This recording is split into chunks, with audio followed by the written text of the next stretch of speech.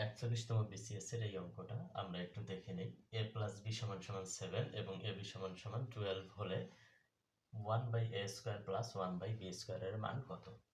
তা আমরা প্রথমে এইটাকে লসাগু করব 1/a square plus 1/b square. তাহলে এটা লসাগু করলে কি হবে? a স্কয়ার b স্কয়ার এর লসাগু হচ্ছে আমাদের a স্কয়ার b স্কয়ার। তো আমার a বাদ যাবে, এখানে থাকবে b স্কয়ার প্লাস এখানে থাকবে a স্কয়ার সমান সমান এটা কি হতে পারে? বিটাও যেহেতু প্লাস এটাও প্লাস, তো আমি এটাকে সামনে নিতে পারি, বিটাকে পিছনে নিতে পারি। তাহলে a square plus b square নিলাম আর নিচে থাকতেছে আমার a স্কয়ার b স্কয়ার।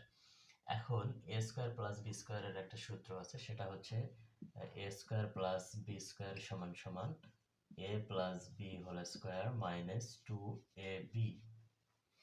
আমরা এই সূত্রটা সবাই জানি। তো আমি a স্কয়ার প্লাস b স্কয়ারের পরিবর্তে এইটা বসাবো, সমান সমান a plus b whole square minus 2ab বসালাম। আর নিচে এর উপরে স্কয়ার আছে, বির উপরে স্কয়ার আছে, এটাকে আমি এভাবে করে দিব ab হোল স্কয়ার। এখন আমি মানগুলো বসাই দিব। দেখেন এখানে a প্লাস b এর মান আমার আছে, ab এর মান আছে।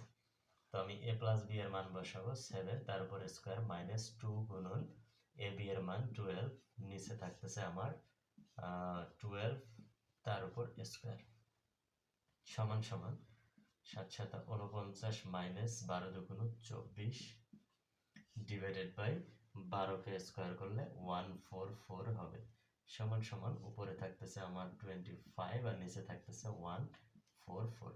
এইটা আমাদের অ্যান্সার।